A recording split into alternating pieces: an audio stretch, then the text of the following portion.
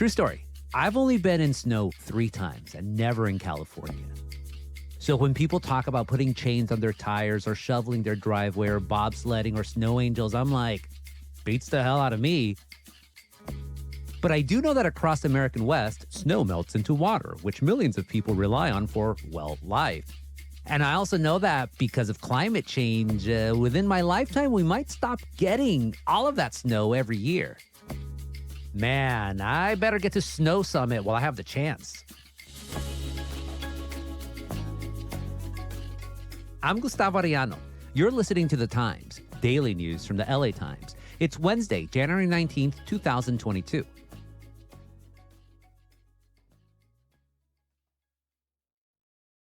This past December brought record-high amounts of snow to the Sierra Nevada, California's main mountain range. The state, of course, has suffered for years from bad drought. So we should all be happy that the dry days are over with all the snow, right? Right? Yeah, what the buzzer said. In fact, those who monitor such things are saying we should be saving water more than ever because there's a real possibility that one day blizzards might be as common as the Rams winning the Super Bowl. And that's been a grand total of once. Yep, it's time to gather our monthly panel of peril, our correspondents of calamities, our Emersons of emergencies. Today, in the latest installment of our series, Masters of Disasters. Música maestro.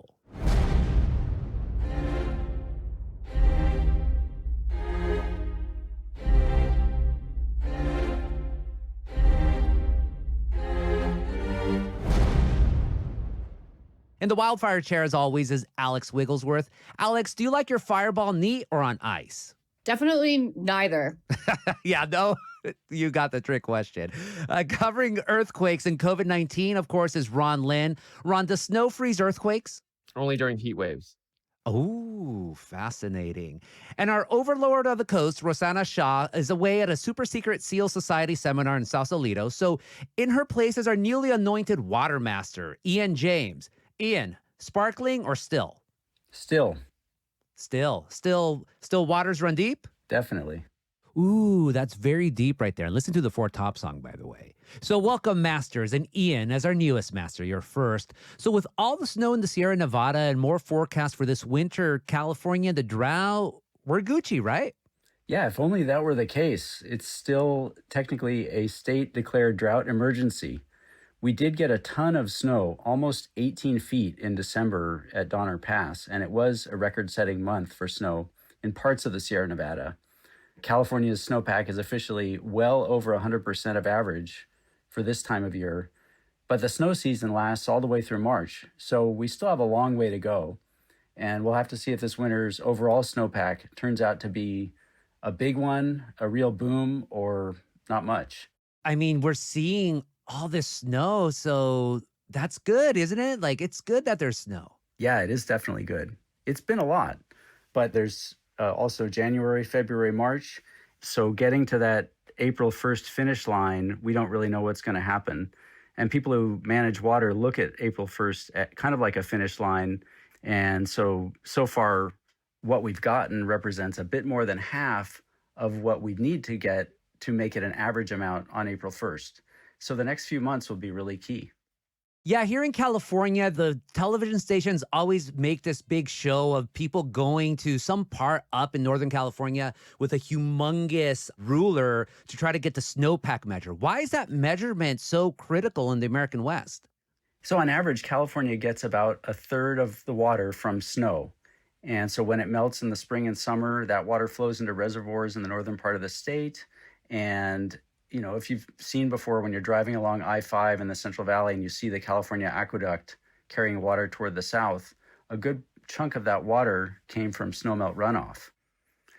And so for now, even after the rain and snow, the state's biggest reservoirs like Lake Shasta, Lake Oroville are still way below average levels. And the past 2 years have been some of the driest ever recorded. So to really get out of that deep water deficit, we'll need more storms to come our way. And it's really not clear if that's going to happen this winter, if something like December will keep on coming. And another thing to keep in mind, climate change is cranking up the natural water cycle. So with higher temperatures come more extremes. the heat is making droughts like this more intense, and we can also expect more extreme floods. Extreme, extreme. That sounds like a metal band. Ron, you've covered drought for years, of course, and my friend, food legend Evan Kleiman, she wondered on social media why we just let so much water just flow into the ocean. And she said something to the effect of like, where's the city infrastructure to save a bunch of that rainwater? It's the hubris of our forefathers. Ozymandias. So the incredible thing about the way LA was created, LA people always thought we could grow our way to existence by taking water from somewhere else, from Northern California or the Colorado River. And so a lifetime ago, rain was actually always considered a nuisance because it caused so much disastrous flooding. I mean, there were these big floods in LA in the 1930s. And so that's when everyone was like, you know what, we got to do something about it. And that's when they lined the LA River with concrete so that you could rush all that water out to sea as quickly as possible. If you think about it, like Mount Baldy is 10,000 feet above sea level, and it only has 50 miles to get to Long Beach. So there's really not that much time to like get all that water when we get a really big storm to like percolate down into the soil. So what's preventing us from retaining all this water? It's basically us. It's our homes, it's our streets. All of that doesn't make it possible for the rain to get into the soil. And so it needs to rush out somewhere. And so instead of flooding our homes, we try to engineer it to rush out to sea. There's a saying in Mexico, por eso estamos como estamos. That's why we are the way we are. We'll be back after this break.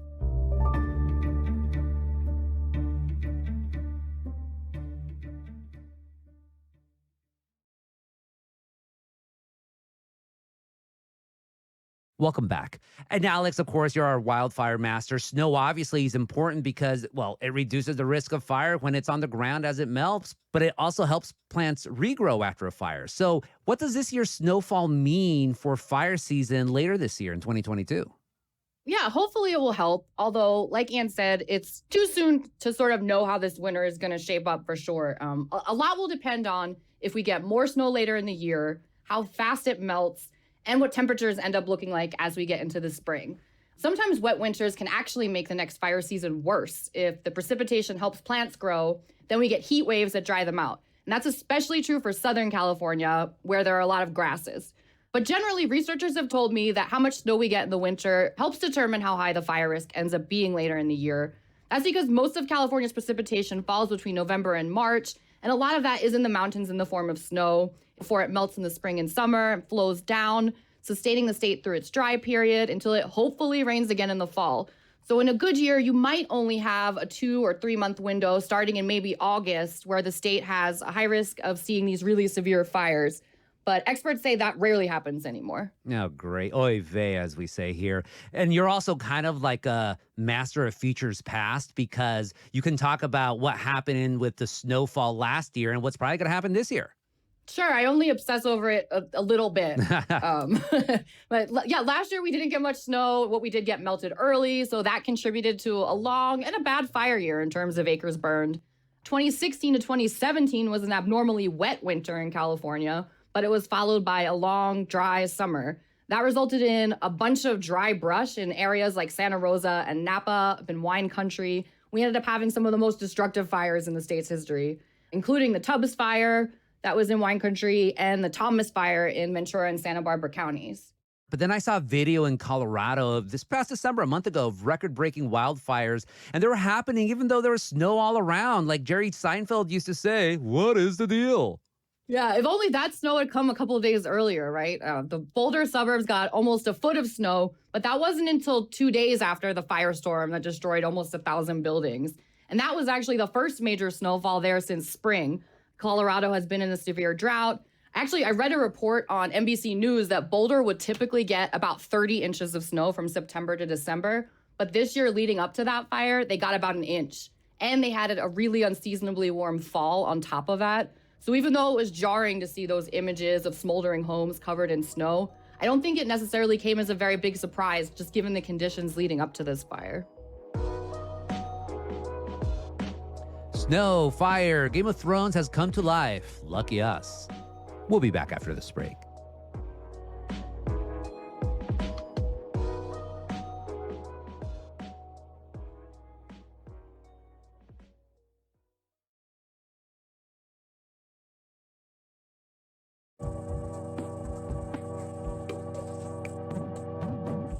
Ian, so a recent study by researchers at the Lawrence Berkeley National Laboratory, say that 3 times fast, they found that no snow or low snow winters could become regular in the American West in as little as 35 years. How likely is that? That's right. And that sounds like such a short amount of time. These scientists found that because of warmer temperatures with climate change, these types of low to no snow winters could be coming very soon, and that California really needs to prepare. Like, so goodbye, Big Bear and Mammoth and Shasta and all these places I've never been to before? That's right. That change is already happening, though. The Western US is already getting less snow on average as winters have gotten warmer. And that's had a big effect on major water sources like the Colorado River. So the past 22 years, since about 2000, much of the Western US has been in this unrelenting mega drought. And it's one that's being made worse by the higher temperatures brought on by climate change.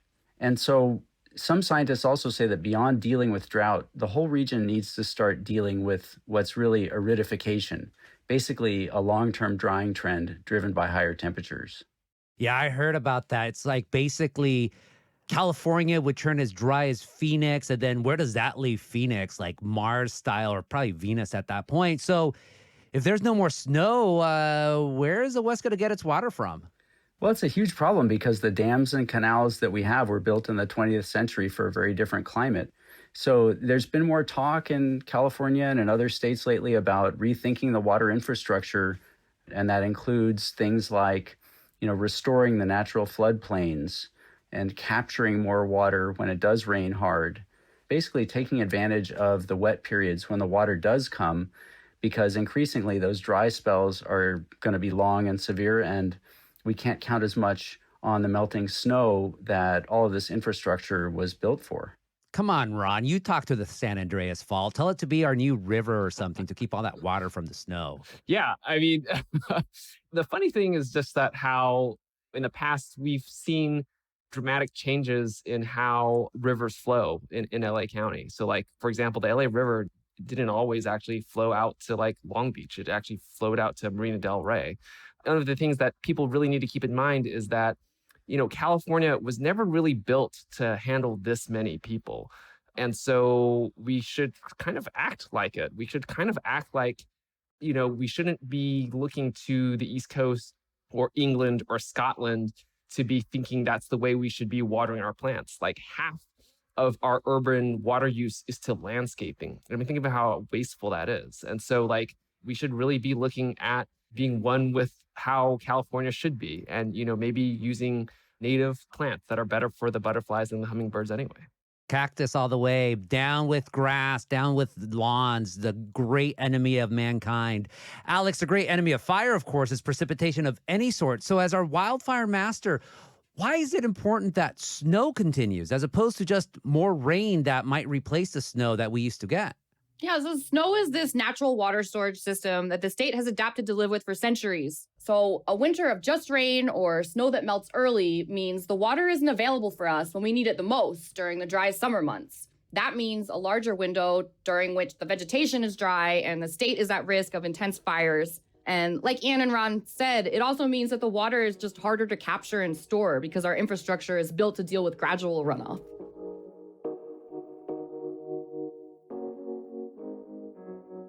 So, Ron, you're the most positive of our masters. For crying out loud, you have a bunny as a pet. So with less snow, what do we do? Do we ask the White Walkers from Game of Thrones to pay us a visit, but just for a little bit because, they're White Walkers and they'll turn us into White Walkers? Yeah. Well, and we can always count on La Nina to come and slay the White Walkers, if you know what I mean. Damn, deep track. So what do we do? For most of us who are listening who are either in control of like our own apartments or our own homes, it really comes down to water conservation. It can be really as simple as, instead of washing your car in the driveway, like going to the car wash down the street. It saves a lot of water doing that. Yeah, that always trips me out, but I guess it makes sense because they gather all that water, they recycle it, and then they just put it back out there. Yeah, that's exactly it.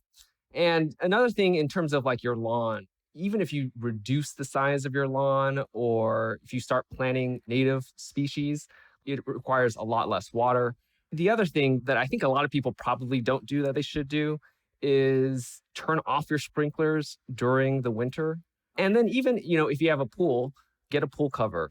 A lot of pool water evaporates if you don't keep it covered. So basically, you're resigned to a future with no snow. With all this talk about conservation, you're like, yeah, there's not going to be snow anymore. So really take care of your water, people. Yeah. I mean, because I remember when I was a kid, we all thought that we just have to get through this drought and then it'll return back to normal. But hey, guys, that's not what's going on at all. People used to think that wells, like in the Central Valley, were like this thing that you could just tap on. But little did we know that those wells are declining and declining and declining, and they'll never be filled in our lifetime. And so we just have to deal with this situation where most years are going to be dry years. And it's not like we're the first place in the world to have to deal with this. Australia is also dealing with this too. But, we'll all figure out a way to deal with it, but we have to be practical about it. And don't forget, folks, the Sahara used to have a lot of vegetation and fauna and flora and all that stuff there. And then finally, for all the masters, is there any hope that this is all just doom scrolling nothing? I mean, Alaska, yeah, it had its hottest ever December day, but then soon afterward, the state got a really big snowfall. So it's all Gucci at the end? Yeah. No, I think, the snow is definitely going to become more and more precious. The thing is about this particular year and this drought that we're in is we're kind of in the middle of this uncertain period until we see how much more snow falls this winter. Ron, give me hope, please. Snow. No. I mean, I used to go to Truckee when, I was in college and there was a lot of snow. I definitely know that we now talk about is it a good snow year or is it a bad snow year? So I'm definitely, thinking in my head that good snow years are a really precious thing to think about. And you can think about it too. I lived in Alhambra for a number of years. I didn't need an air conditioner in all the rooms, but as I was moving out a few years ago, the landlady was installing an air conditioner in the living room because it's just too hot to live with it. So we all need to prepare for that hotter, drier time ahead of us. Let it know snow, let it know snow, let it know snow. We're going to have new Christmas jingles now. Geez. Oy vey. We'll be right back after this break.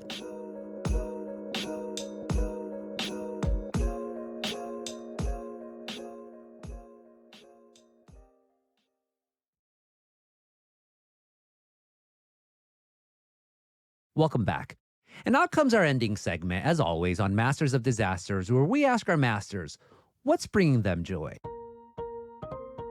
So, Alex, what's bringing you joy in this early new year? Yeah, so it actually has a lot to do with a topic of our show. Coming from the East Coast, I love that in Southern California, snow generally isn't something that happens to you. It's something that you can go and visit.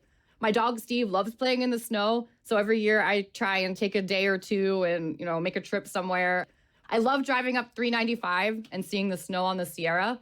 I recently camped in Alabama Hills up there near Lone Pine. It was beautiful with the snowy peaks in the background. Yeah. And they shot all these movies there. There's a lot of history. It's very interesting, otherworldly stuff. Good job, Steve. Please get your snow while you can. Ron, what's bringing you joy? It is also the snow for me because it is so precious. Oh, I'm in the San Gabriel right now, and I can see the snowy peaks, and it's always this quintessential photo that you can get in the winter times that it's so special for Southern California, being able to see palm trees and then seeing the snow in the backgrounds. And who knows, maybe it'll be a thing where we won't be able to say that that's the case years from now, but enjoy it while it lasts. Yeah, snow seems to be like a dodo or a passenger pigeon at this point. Ian, what's bringing you joy right now? Yeah, I've been loving those photos of the LA skyline with snow blanketing the mountains behind them. Also, the other day, the wet weather, I was enjoying it when I took a walk up to Griffith Park Observatory, looked out over the city and saw lots of clouds, an unusual, different sort of look up there. So, snow does not bring you hope, but it brings you joy. Go figure, typical masters. Alex Wigglesworth, Ron Lin, Ian James, thank you so much.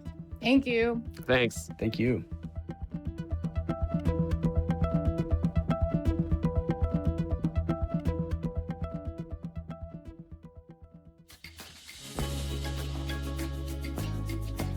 And that's it for this episode of The Times, daily news from the LA Times. Tomorrow, California cracks down on street vendors and you, even though street food is religion here. Go figure. Our show is produced by Shannon Lynn, Denise Guerra, Kasha Brasalian, Melissa Kaplan, Ashley Brown, and Angel Carreras. Our engineer is Mario Diaz. Our editors are Lauren Rabb and Kinsey Moreland. Our executive producers are Jasmine Aguilera and Shani Hilton. And our theme music is by Andrew Eapen. Like what you're listening to? Then make sure to follow The Times on whatever platform you use. Don't make us Tapuchia Podcasts. I'm Gustavo Arellano. We'll be back tomorrow with all the news and desmadre. Gracias.